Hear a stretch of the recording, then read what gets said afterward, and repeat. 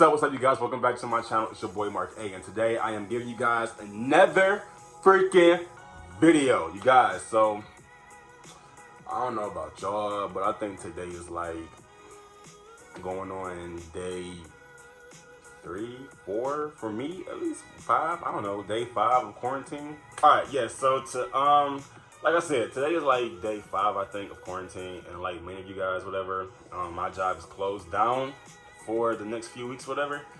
You know, the government is trying to trap us. The government is trying to make us all stay in the house and stuff. Like, yeah, I know that salmonella is bad. Coronavirus! What I did was I compiled a list of 10 different shows. 5 shows that are pretty much like, you know, like older shows that are worth rewatching and worth the re-binge because they're that good and they never get old. And then I have 5 like newer shows that some of you guys may have seen them, some of you guys may have not have seen them, but if you haven't seen them, like I said, I recommend you guys go watch them because they're that fucking, because they're that good, you know, like they're really good. All right, so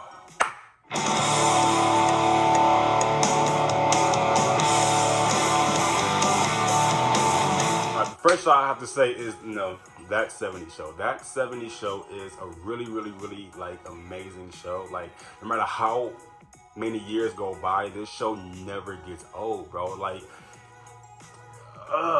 they're freaking high school kids who sit around in the 70s, who smoke weed all day, who fuck everybody, bro. Like, and like for me, I have to say that 70s Show is definitely like one of my all-time top 5 favorite TV shows. And my favorite character from this show is Kitty, the mom. She is so freaking funny, bro. Like her facial expressions, her laugh, the way she shake her wig, like her dances, like everything about Kitty is so freaking funny, bro.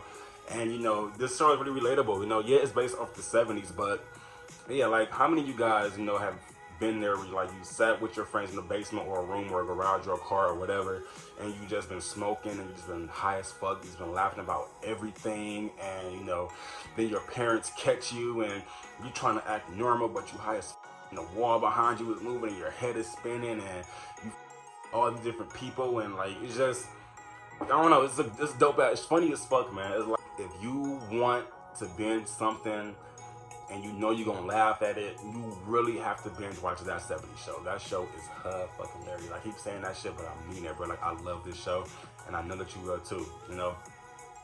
Like, oh, I'm about to watch it right now. Like, I'm... Hey, nicely done, Dex. Great job. Fucking great work. Someone help, please. Anyone. Instead of taking videos, could someone help me get down, please, for fuck's sake? Like, a really, like, raunchy, just, family full of problems, and they just get into everything, and it's just comedic, and just like, you like, what the fuck can they get into next, whatever, like, what the, and you just sitting there watching it like, oh my god, are they really doing this shit? If you like shows like that, then you definitely have to watch Shameless, bro. Shameless is hysterical. Like, this family is unlike any other family I think I've seen on TV anywhere. Like, and then like each character is so diverse, but they all match so they all match so well with their craziness. The daddy, the worst one of them all, bro. The daddy, he gets everything. He's a crackhead. He's addicted to all the drugs in the world. He's addicted to alcohol. He's addicted to sex.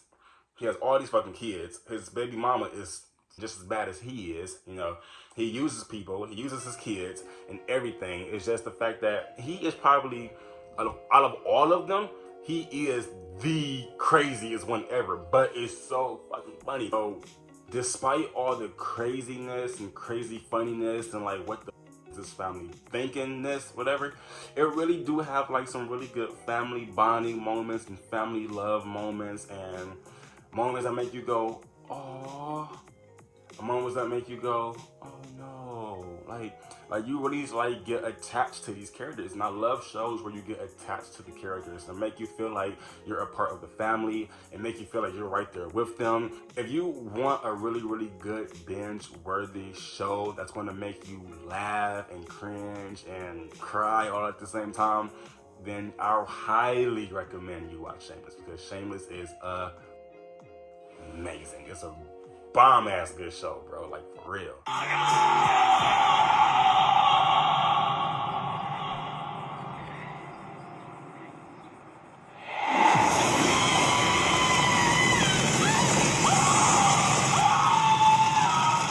American Horror Story is probably by hands down the best, the best binge-worthy show that's out right now. Like, remember when I said that 70s show was like my top 5 favorite TV shows? But American Horror Story is definitely one of those shows. American Horror Story is like for all those people who like the darker aspects of shows. Like if you like the supernatural, like if you like witches and ghosts and murders and vampires and things like that. But it's not like those teeny, teen drama shows, It's not like Vampire Diaries. It's not like Teen Wolf. It's not like, I don't know, some other little Twilight or whatever, or Harry Potter. No, this show, I'm watching it as I'm talking about it. She needed the help of a voodoo queen. Like, oh shit, like, bro, yes, okay, come on back. Yes, okay, so, get the head, boom, chop that bitch. Bro, I'll clip that part. Yes, Angela. Yes. Okay. See. Oh my God. Okay, I'm getting so distracted. Okay. Focus, Marc'A. Focus. Okay. So yeah, it's not like those teenage drama shows. Okay. American Horror Story is like, it's very, very, very more mature. Okay. And the concepts are a lot darker, and they get into a lot of the like spiritual aspects, and it plays with your mental a little bit. Some of the stuff really can be like very explicit, because it is, for adults, whatever, it could be very explicit and graphic at times too. But the good thing about it is that, the stories and the characters are amazing. The character development is amazing. And it's like 9 seasons out now, but they are in a way kind of like run together. And I have to say that the best seasons to watch would be season 3, Coven, and then season 8, Apocalypse. Like, if you don't watch nothing else, if you don't watch anything else, you have to watch American Horror Story. Those are nature's best mushrooms. Wild, and I have to say, these little buggers are damn tasty as well.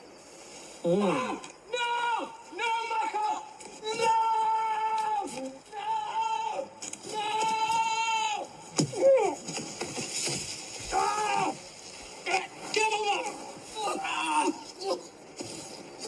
The Office. So like I said, obviously, I truly believe that everybody in the world has seen this show, because if you have not seen this show, then what the fuck are you waiting for, bro?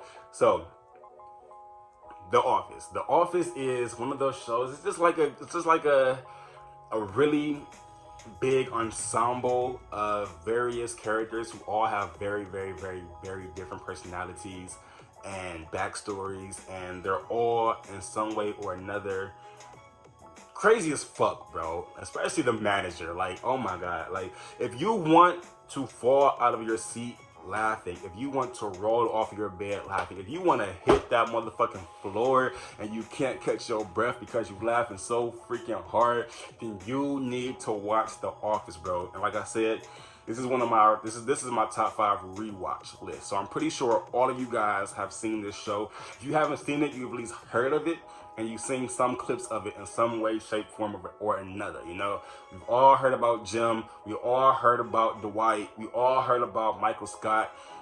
There you go, The Office, bro. And no, listen, we really need to talk.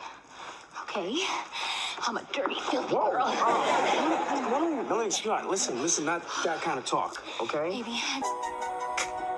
That's what I was trying to tell you. Janae's pregnant. And last but not least, on the shows that you need to rewatch while you're on this quarantine, I have to go one of the OGs of the OGs, black sitcoms, The Game, bro. Like, The Game is, it's just lit, bro. Like, it is, man. Like, what up, Med School, man? Like, bro, you got Tasha Mack, Darian Davis, Med School, the Sunbeams. Okay, so, but it's pretty much like the typical, like, you know, dramedy series where, you know, it's a mixture of drama and comedy, and but like, I don't really know how to explain it other than, like, it's just dope. Like, if you think about all, like, the famous sitcoms like Girlfriends or Moesha or Friends or shows like that, shows where, like, you know, like, that, like, it's that type of show where no matter how old it get, you watch it and it makes you cry and it makes you laugh and it makes you happy and it makes you sad, and the drama and the fights. Like, the girls in the show are pretty much like the real wives of whatever. Like, all the wives and the moms and shit, they're just like the real wives of whatever. And The Game is that shit, and it is really worth the rewatch during this quarantine season, you know? It's amazing. Okay, now I'm about to get into the top 5 shows that are pretty much newer on Netflix, that if you haven't seen them, you definitely have to watch them because they're amazing. And I wanted to pick some shows that I felt like weren't the obvious. Like, I didn't want to say like Stranger Things. I didn't want to say like The Witcher or whatever. I wanted to say like shows that I feel like I haven't seen people talking about. So I wanted to like shed a light on these shows to show you something different to watch that I know you guys are probably going to like, because they're amazing and they're worth the binge. That was the moment I discovered the small rabbit and my instincts. But it's basically about this society of animals, like humanoid animals, and there's no humans. It's pretty much like, think of our world, but just with animals, you know, like all kinds of animals. And it focuses around this one particular character. His name, I forgot his name, but he's a wolf. This one character, he's a wolf. He's a gray wolf, and he's almost like not the nerdy guy, but he's like not the most popular guy. And he's basically like trying to hold back his animalistic urge to eat all the other smaller animals, because it's like, not to give it away, but he's a wolf that's in love with a rabbit, and he wants to date this rabbit, and that rabbit is ironically the slut of the school, you know, like all the rabbits are, whatever. But it's a really good show. Like, it's drama feel. Like, it's not a comedy at all. It's not a comedy, although it do have some really funny moments, and like, oh my god, like, this show gave birth to me and my friends like inside joke, because it, like, one of the chickens in this show does something that just like, it was so unexpected, it was so funny. But back to the show. Oh my god, like, this show like is very entertaining, but it makes you think on a level too. If you catch the messages, if you like shows that like have like hidden messages in them, and like, you know, like conspiracy theories, whatever, then this show is that show for you, basically. And but it's about like these animals that, you know, it's against the law to like eat other animals and eat meat, and they, like, the high school kids use like rabbit blood as like a drug and shit. Like, high school kids, meaning like the carnivores, like the wolves and the lions and the tigers and shit, they use blood of their classmates to be like their drug to make them stronger and shit. But the story is amazing. Like, I literally watched this entire series in one sitting. I think, no, in 2 sittings. We watched it in 2 days. It's just dope, bro. So the next new show you guys have to watch is this show called I Am Not Okay With This. Okay, I Am Not Okay With This is a Netflix original, and it focuses on this teenage girl who's like the typical, you know, antisocial, nerdy to herself, you know, small town white girl, whatever, in like a very small high school, whatever. Who only has like a couple friends, whatever. But the thing about it is that she has these newfound powers that she doesn't really know what to do with them. She's afraid of them. She don't know how to control them. And I'm not that far into the series. I'm only on season 6, but I'm hooked though. Like, I like shows like this. If you know, can kind of see a theme of the shows that I like to typically watch. You know, they all kind of have like the overall like theme to them, and like the whole darkness thing and people with powers and shit like that, whatever. I like shows like that. So, and just recently they hinted on like she's like her little like confusion of her sexuality, which I kind of saw coming from episode 1 for real. And it almost is like Carrie. Like, you seen that horror movie Carrie with the little white girl who was like getting bullied in school but had like the devil powers and shit, whatever. That's pretty much like, I feel like they draw inspiration from that. So if you like Carrie, the movie, you would definitely like this show. This girl has telekinesis. She can make people nose bleed. She killed some fucking animals, and she blew a fucking hole in the wall. She knocked a fucking forest down. Like, she's dope, bro. But it's not like she's not like a devil. She's not like the scary kid. Like, she's not like possessed by nothing. I don't think so just yet. I'm only on episode 6. But it's dope. It's very interesting. It's dangerous, just like I feared. On the surface was. First lesson of the surface. Up here, it could be very dangerous if people know you from a burrow. I'll help you get home. But once you're back, I'm out. No, thank you. No hugging. I knew you were a good person. Next show you guys should watch on Netflix is called Kippo. Now, this is another like cartoony, anime-ish type show, whatever. It's not really anime, but it's like a cartoon show. It's basically like a futuristic show. It's based in the future, and they got like mutant animals and mutant people. Not mutants like X-Men, but like mutant, like they look different and they act different, and like so it focuses around this one character named Kippo, and she's like from like the underground, and she hasn't been to Earth in a long time. It's almost like the same story as the 100. If you've seen the 100, to where people were like living in space, and they didn't know that the world was like habitable, and they went to Earth and they figured out that like it had like all these like fucked up people and fucked up animals and shit, and they had to survive on the new world, whatever. And but it's very like, the colors are very vibrant, and the storyline is dope, and the animation is cool, and it's a high adventure show. If you want something light and full of adventure and some funny moments and things like that, then watch this show. You'll like it. It's pretty dope. I really suggest you watch it. It's a dope ass show. Raising Dion. Now, I know a lot of you guys probably have already watched this show because I've seen it on my Instagram feed a lot by a lot of different people. So basically, this show's about a little bitty boy who has what? Superpowers. I guess it's like that's my thing, I guess. Superpowers, witches, monsters, things like that. I love shows like that, as you can probably tell by now. But no, this is a very, very, very good coming of age story.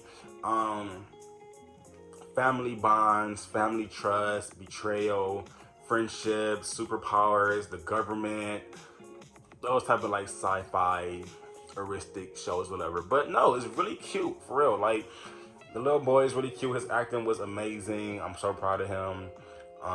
The little girl in the wheelchair, she did amazing. The bully of the school, he turned out to be a good guy at the end as well. So it has a lot of like cliche-ish stuff to it, whatever, but also a lot of like, whoa, I did not see that coming moments too.